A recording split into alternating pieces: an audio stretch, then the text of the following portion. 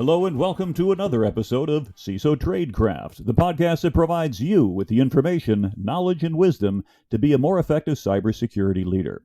My name is G. Mark Hardy, and today I'm privileged to have on our show Rafeeq Rehman, who is a distinguished architect and advisor at Verizon, but probably best known as the author of the CISO Mindmap. As always, if you subscribe to our show, please share that with others. And if you don't subscribe, please subscribe. We'd love to be able to reach you every single week. With that, Rafeeq, welcome to the show. Thank you so much. Happy to be here. So I have heard so much about you over the years, but this is honestly the first time I've had a chance to talk to you face to face. So for those other folks out there who have not had the privilege to meet you, tell me a little bit about your background, about yourself. How did you end up becoming sort of where you are right now? Yeah, it is. My path has been quite interesting. I started in electrical and communication engineering and then went to computer engineering and so on from education perspective. But initially, I was in the startup community. Mid to late 90s, internet was the new thing, and I was part of a couple of startups to build ISP operations and so on. So I started in networking, then I did a little bit of software development. Eventually, I ended up in information security field. I would say just by chance because I was doing some consulting work.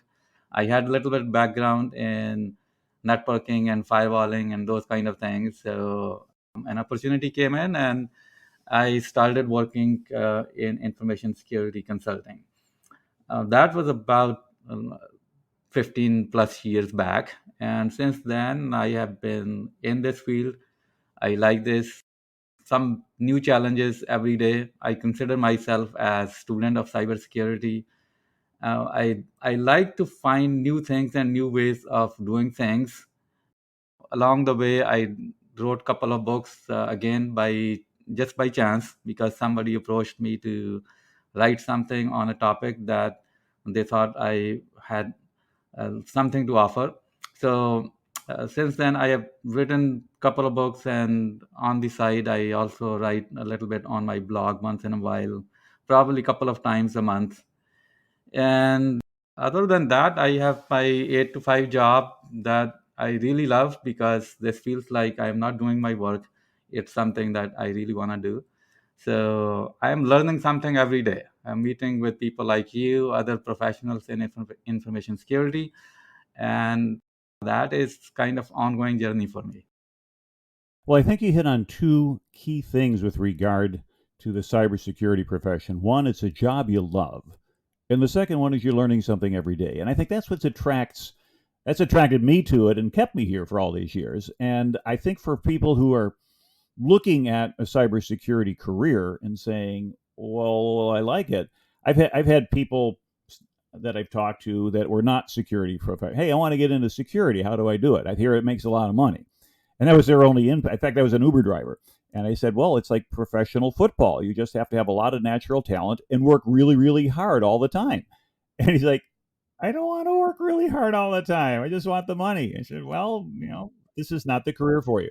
But it does offer a huge opportunity for personal growth. And I think that's the real value. And so what we do here with our show at the CISO Tradecraft is we try to help folks who are looking at improving their cybersecurity leadership and management career to move on to the next level. So we're really not addressing as a rule, and of course folks are welcome to listen to, but we're not people who are saying, hey, do I want to do a security career or go drive an 18-wheeler, but rather people who are in the career path saying, how do I reach a level of more responsibility? How am I able to have a greater influence in my organization? Or if I am in one of these positions of management and leadership, how am I be able to be more effective to continue to deliver value? Yeah, and from learning perspective, one of the interesting thing about information security field is that it is not only about the technology and running networks and making sure your applications work properly. There is a lot more than that, which is basically understanding how your business works, how you enable those things, because as we may talk later on as well, in many times people who don't understand that business side of it, they are not very successful in this field. So I just wanted to point that out, that it's not only about technology, it's much more than that. And that's an excellent point, because I remember years ago at DEF CON, I gave a talk called A Hacker Looks at 50. And I took some old 80-column cards that were up in mom's attic that I'd never used for my computer science degree, because back in the 70s, that's what we did. And I printed on the back a whole bunch of little insights. And one of them was choose, or management or tech, choose one. And the idea being is like those big stacks of yellow containers with sand in them at the exit from the highway. You can stay on the highway, go on the exit. It's the highway, exit. But if you don't decide and you go right down the middle, boom, you end up blowing up this big thing full of sand. And so has your experience been that as a CISO, it's more important to be able to focus on the business than it is to hold on to your technical skills? Yeah, I would categorize it in different buckets. I think there are different requirements for CISO depending upon where you work. In many smaller organizations, there is a CISO title, but the expectation is that you are going to run a technology show and you are going to be in some kind of hands-on work. And I'm talking about very small organizations. But when you come to medium to large size businesses, most of the times what CISOs are doing, they are not actually doing much of the technology work. They are managing teams, they are hiring people, they are building their expertise. They are looking at the budgets and financial side of how they are going to run an effective information security program. They are looking at what their business is doing and how they can enable their business so that it creates, so that the information security field or cyber security field, whatever they want to call it, so that it creates a competitive advantage as far as innovation is concerned, as far as new services are concerned. So most of the time what I see, and I talk to people with medium and large size organizations, the CISOs are more concerned about the business side and how to run their business effectively. And more for the last couple of years, as you know, the ransomware and other related things are coming at the forefront of the boards of the organizations. There is a lot about the risk management side of it, and how effectively you manage risk and how effectively you integrate into the overall enterprise risk management. That is one of the crucial part that CISOs are doing these days. I would also mention that in information security, because you have to run the operations and you have to ask for budget and you have to buy tools and you have to hire people and so on. So there is a lot of part of CISO's work that is related to very non-conventional things. So for example, building business cases, for example, being the chief marketing officer for information security and how it plays its role into the overall business hierarchy. So there are a lot more things, from internal sales, internal marketing, awareness, and so on. So CISOs are taking a lot actually that is beyond their stated job description. And the more diverse they have in their knowledge and skills about business and technology, especially emerging technologies, the better success they have. Well, interesting, because I was formulating a question as you were speaking as to, well, can you be an effective CISO if you don't have a technical background? And with the shift to risk management and the communications, the influence, all the things that are required of a CISO.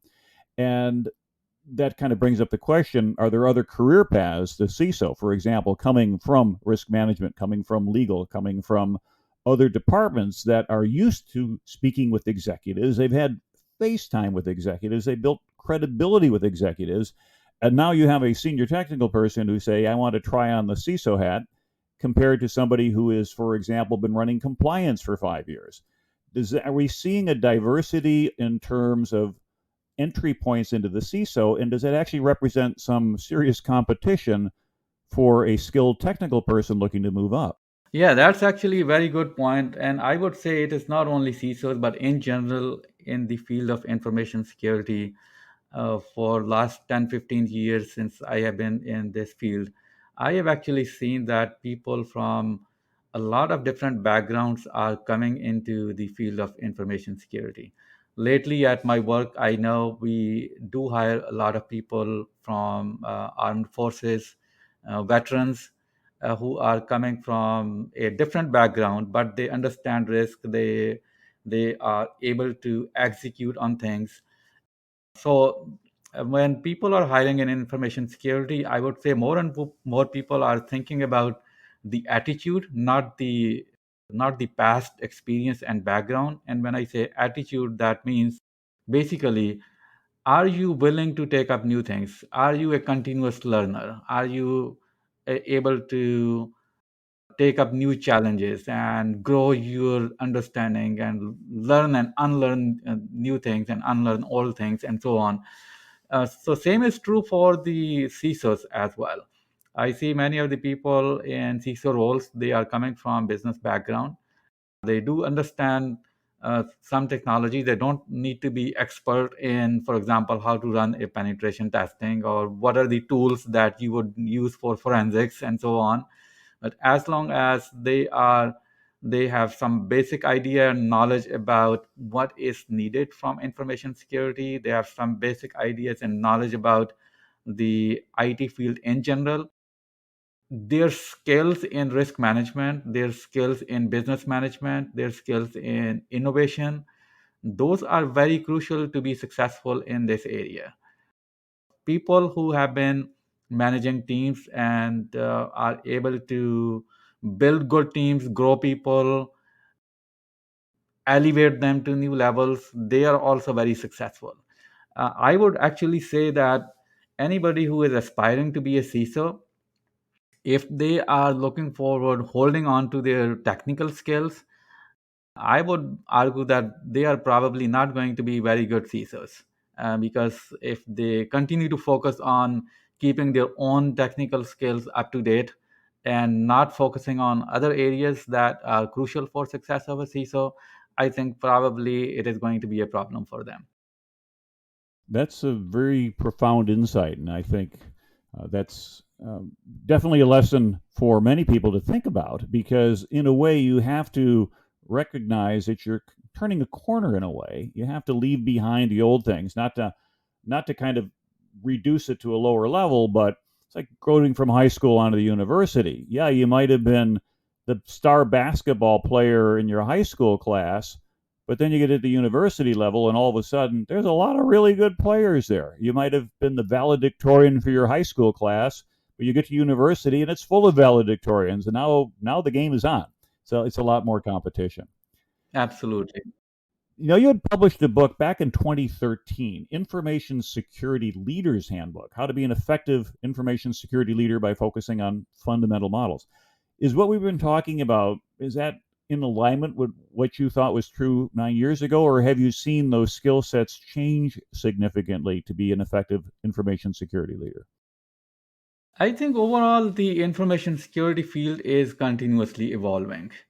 So when I wrote that book, and many times I have been thinking about updating the second version or second edition of that book. When I wrote that book, my basic objective was, okay, somebody entering or becoming a new CISO, what are the things that they should be thinking about? Obviously, you can go into a lot of detail of every field in information security. There have been so many subfields in information security now. But at a high level, when you are thinking about a broader and bigger picture as a chief information security officer, you cannot go into in-depth knowledge of each and everything. What you need to do is to build some business models or some mental models that are simple enough and that you can look into and build your expertise in some of those models, apply those models, simplify those ones, and so on. So that was the basic idea when I wrote that book, how to give a resource for people who are new CISOs and who want to think about at a high level, what are the models that I am going to look into and build in my mind. But at the same time, in the book, I also wanted to give them some action items. So I added, for each of the topic that I covered in the book, I added a kind of table at the end, which gave them, okay, um, I am working on this expertise or this area of expertise. So what are the actions that I should take? So they could open the book and they could scribble something and write down their actions. So that was another thing that I wanted to make sure. The third thing I wanted to make sure for that book was that it should not be a boring, lengthy, chapter by chapter long books that people don't have usually time to read. It should be something like you could open a random page on the book, and 1 to 2 pages long, you cover a topic, and you think about some action items based upon that topic, related to that topic, note those action items and make some progress on it. So those were a few things that were on my mind at that time. I think over the time, it is a little bit older book now, but over the time the field has evolved. But mostly, I would say from a mental models perspective, many of those things are still relevant. So today, what do you think are the most valuable models for a CISO? Would you go with something like the CIS controls? Would you look at some other reference? I don't want to put words in your mouth, so I'll just ask. What do you think is the most valuable models for a CISO to be have in mind as he or she thinks about what they want to do next? Yeah, I think people are looking at many different areas. We have no shortage of standards, and we have no shortage of, I would say, recommendations from industry, not only from organizations like NIST, CIS, and others, but also from vendors.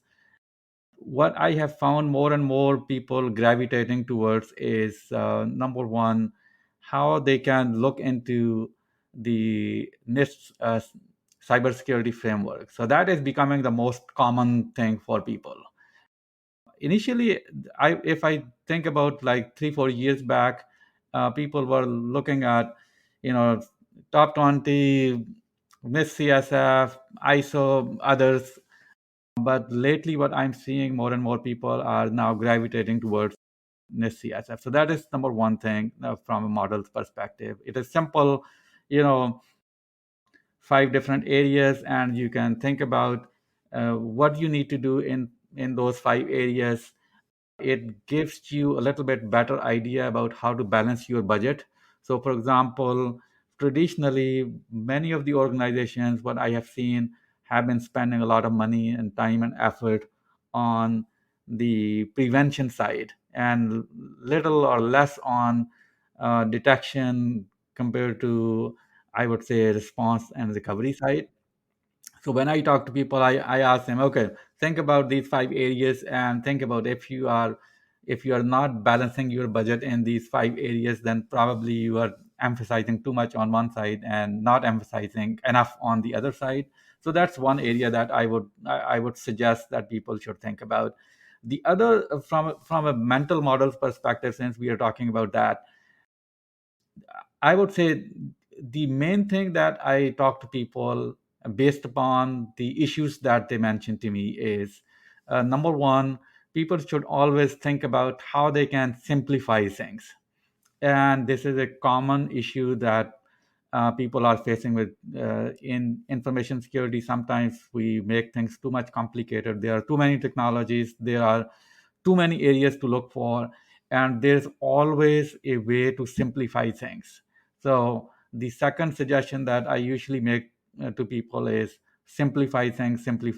And the third thing that I usually ask people is, think about how you can minimize the use of tools and technologies. If you are using 20, 30 tools and technologies for information security, probably there would be some overlap, and there would be some tools that you may be spending money on but not utilizing fully their capabilities.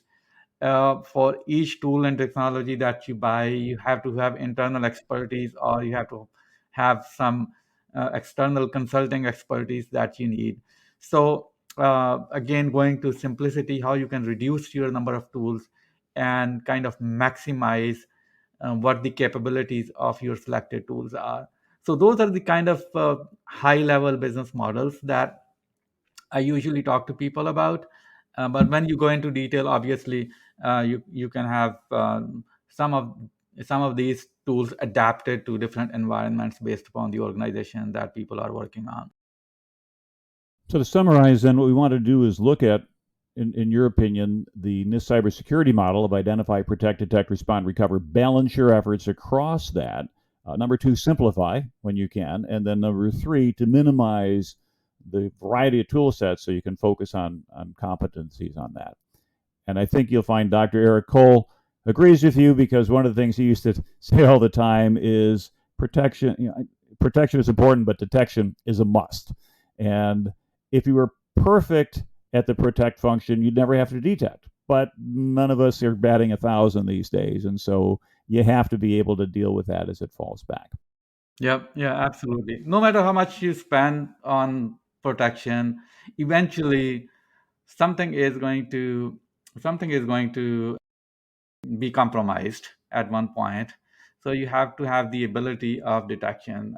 And I mean, this is a common knowledge. This is not something that only I know. Everybody knows that we have a lot of expense on firewalls and endpoint solutions and many of the cloud technologies now that are geared towards more protection side and not enough on detection and response side. Got it. Now, one of the things that, as I had mentioned early in the show, that you're best known for is a CISO Mindmap. And you've now got the 2022 version of the CISO Mindmap, which I believe is your 14th edition. How did you get started on that? I mean, when did you get started? And I mean, the earliest one I could find in your blog is from 2014, but it suggests it might have been begun even earlier than that. Yeah, actually, this is one of those things that you just, I would say, stumble upon, and you don't know initially if this is going to be something really, really useful for industry. Before joining my current employer, Verizon, where I work, I was managing an information security team, and many times people would ask me, "Well, what do you do?" And it was not a very brief conversation when you start explaining about what do you do. So I thought I should have something that I can just hand over to people and say, okay, this is what I do. so so I started putting few things on paper, and soon I realized that you need to have a better way. Instead of just listing what do you do, you need to have a better way of visually showing people. So that's how I started on the mind map. So initial version was a very small, simple compared to what it has evolved to right now. So over the years, initially I was publishing more than one versions every year, but then over the time I decided, okay, once a year update is going to be good enough.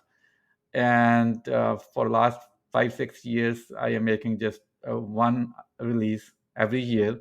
And every time I make this release, I usually look at what is still relevant. So I try to take few things out that are probably dated, not relevant anymore, or technology have has moved to something else, or the role of CISO has changed, and so on. And then I look into what is really happening in industry, what is anything new that people should be thinking about acting upon, and I add those things to see some. So there are some variations that happen every year, and I look into not idealistically what the job description of a CISO is. What I look into is what the reality of life of CISO is.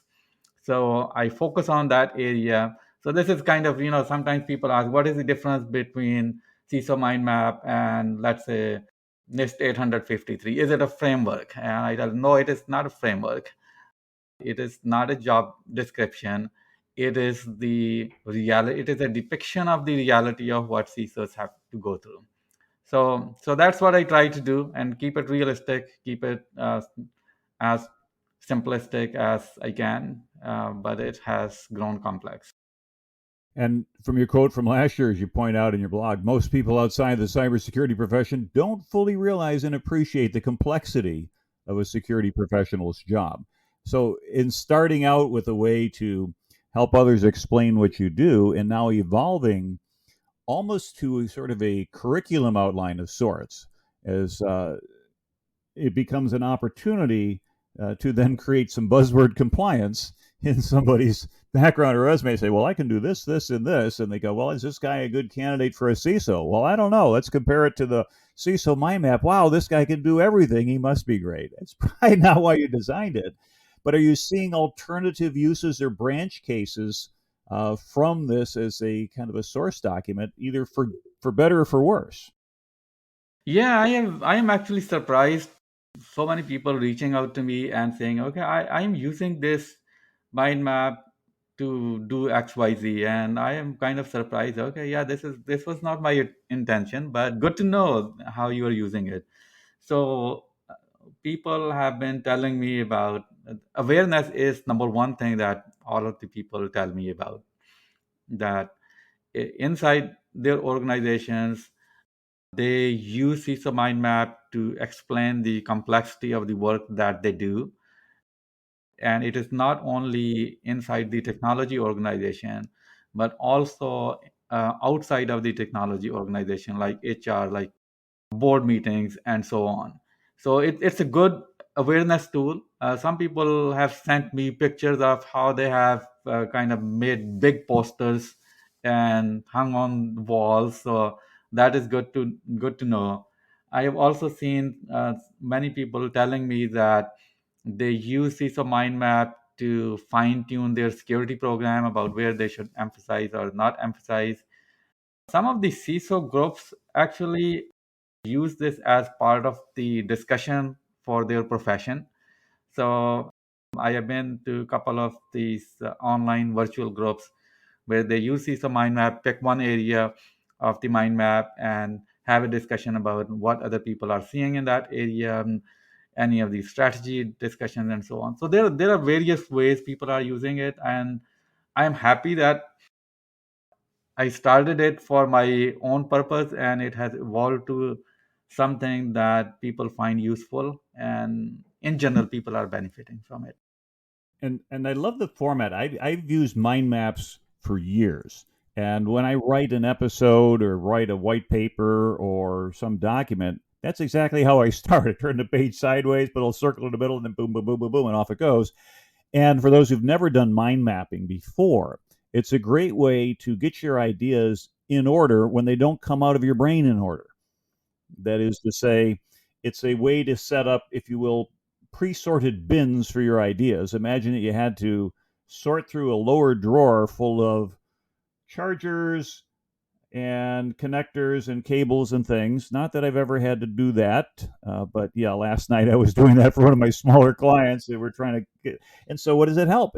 You have these little bins. Okay, charger here, cable there, so rather than try to come up with and run across the room, run back. So from that perspective, then it's a nice way to also show people ways to organize a complex set of thoughts and ideas and put some structure, hierarchy, and order into them.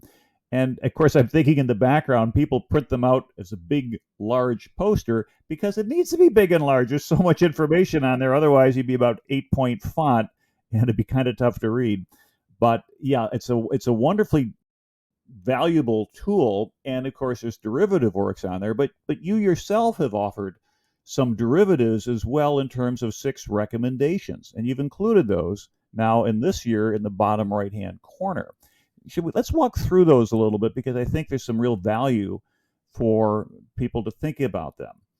And the first one is reevaluating your ransomware defenses. Why did that end up as number one? Well, this is really really number one, and I do want to emphasize on this in particular. Ransomware is ransomware attacks are growing year over year for last at least 3 years. and we know this from data, so it is not somebody's opinion. We have very hard data to show that this has become one of the major issues for many organizations. Recently, I work at Verizon, and we publish data breach investigation report every year, and we look into the data and kind of evaluate what is happening in industry. So every year we publish this data breach investigation report. We analyze data from like 70, 80 different sources and so on. So if you look at the trends in data breach investigation report for last 3 years, you would see that the ransomware attacks are going up and up. And the latest report, ransomware is one of the biggest area that people should be concerned about. There are some other factors that are fueling this trend. So number one factor, obviously, again, this is not something that I am saying that other people don't know, which is for the attackers, ransomware is an easy way to make money. They know that people are going to pay. They know that it is different than stealing data and then going to some underground market and selling it. So instead of finding data, selling it, making a little bit money here and there, this is where they can make money directly from the victim side. So the trend is growing, and it is expanding not in only into data, but it is expanding into the operational technology, the real life situations, and we have seen many incidents. So I would not name particular incidents. So this is where people need to do more and more work, and because this is the biggest thing that they are facing. I recently read somebody's prediction that in different industries they have different percentages, but you can expect somewhere between 15 to 20% of probability, depending upon your industry, that you will be attacked in next 12 months with a ransomware attack. So that's why I put it as number one. And I also see that people can do simple things to overcome issues and to avoid paying ransom by things like testing their backups. Many times people do have backups, but they don't test it, and when time comes they realize that their backups don't work, or they don't work in timely fashion.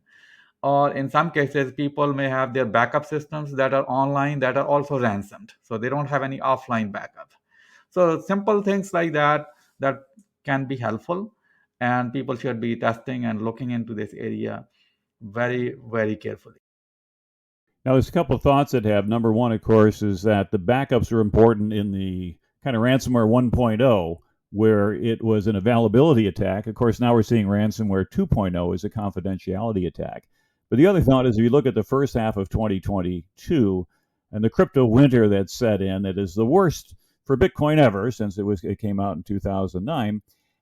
Two thoughts on that is, one is that going to reduce the lucrative nature of ransomware, because that's usually the way that you are able to extract payment? And then the second thought is, does that mean that Bitcoin is on sale for those organizations who figure, let's get a couple in the bank just in case we fail at the protect function? And so, we could probably go into that for a long period of time, but just want to throw those ideas out. But in the interest of moving forward, let's take a look at your second thought here: reduce and consolidate security tools and technologies and vendors, which really reflects your third priority that you had articulated earlier. The importance of reducing and consolidating the tools. Why do that? One of the things that I mentioned, that there are studies, especially in larger organizations, on the average, like one study, little more than a year old, says people are using on the average 43, 47, something like that, information security tools. That's a lot of technologies. And when you're thinking about having your internal teams to manage that kind of technologies, that number of technologies, you need a lot of expertise. And many times what we see is that people have a lot of tools, but they don't have people to manage those tools effectively.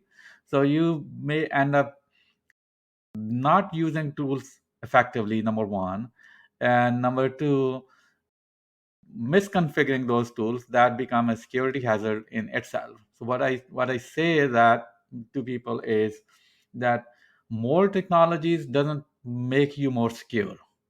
Effective use of technologies makes you secure. So if you have more tools than you can handle and manage properly, then probably there is something that you need to think about and change your strategy.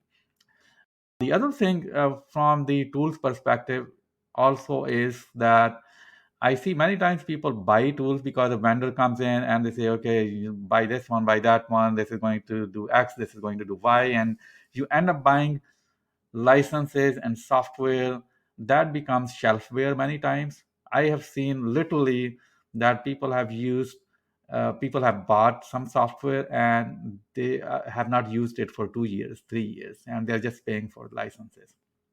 And this is again, like ransomware, this is a very common problem that I see in industry.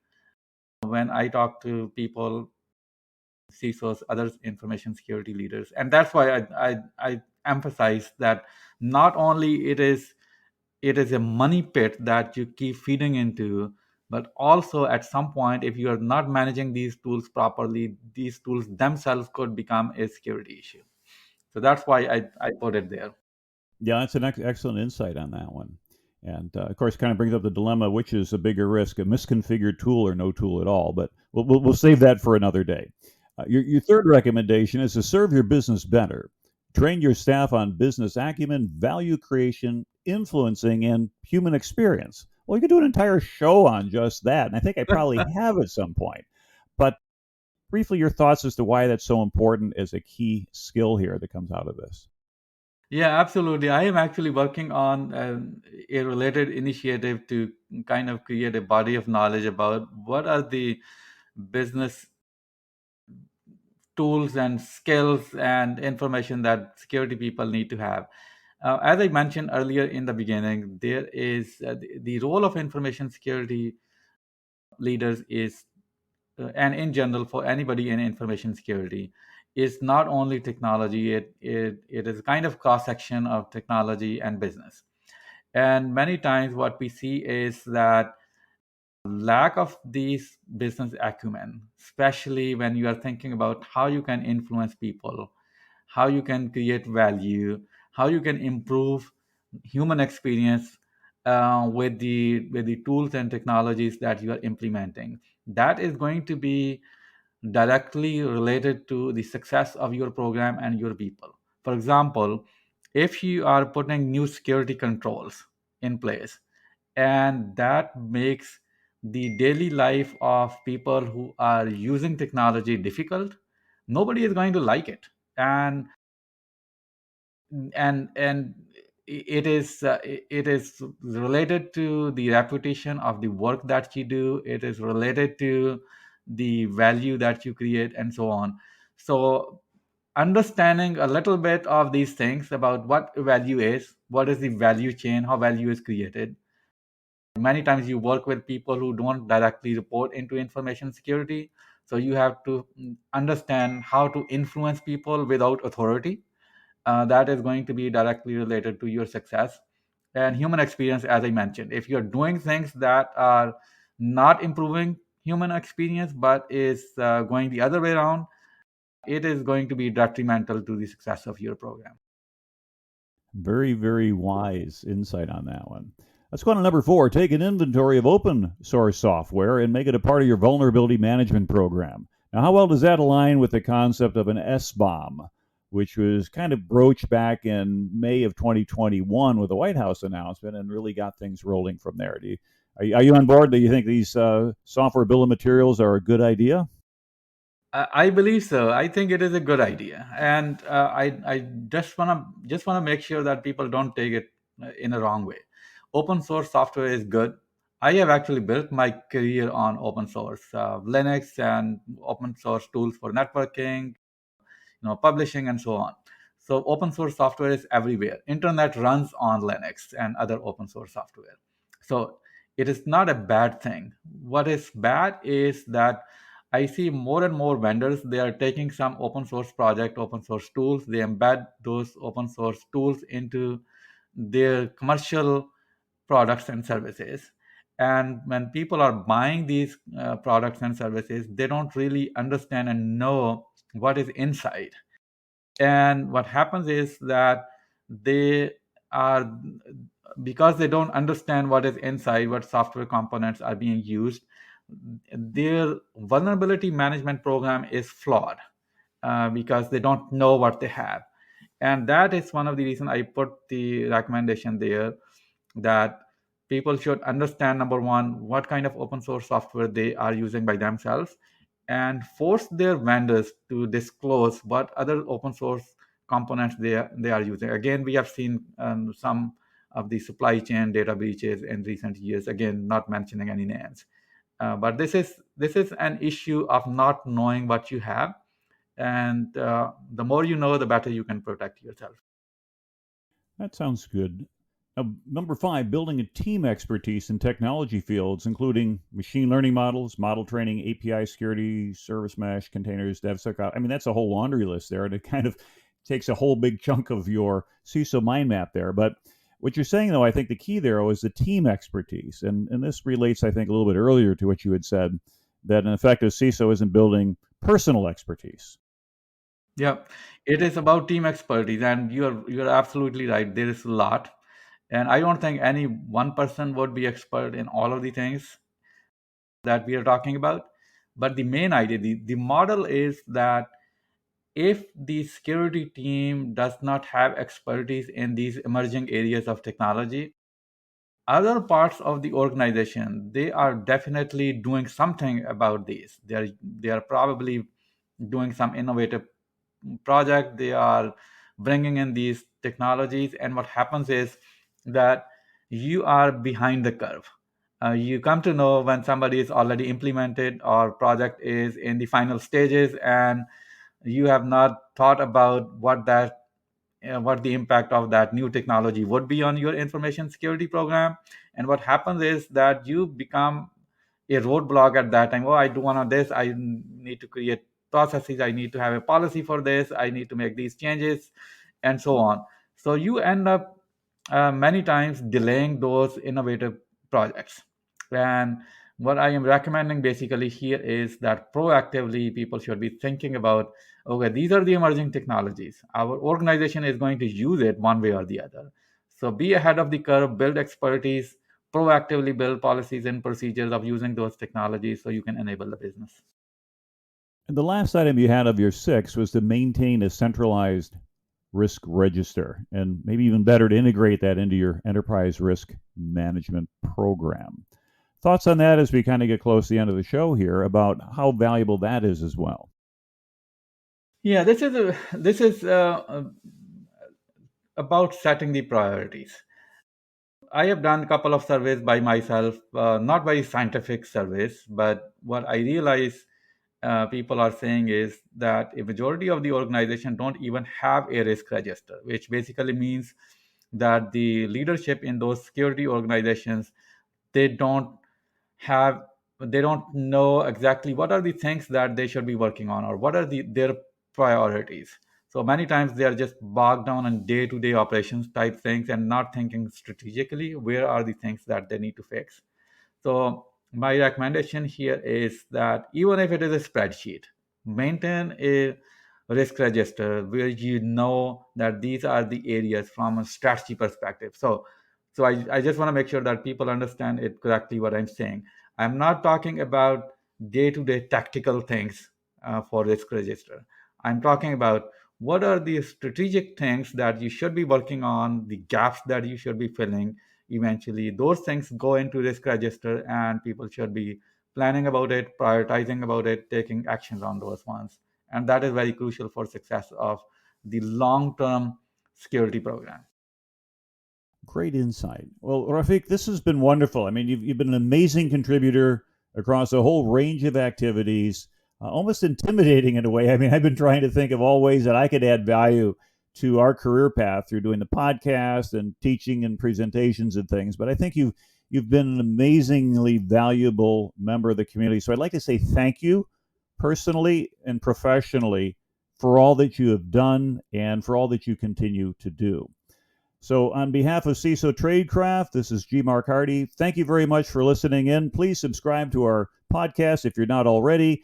I will put links to Rafeeq's books and also to his website in our show notes so you can find them. And until next time, stay safe.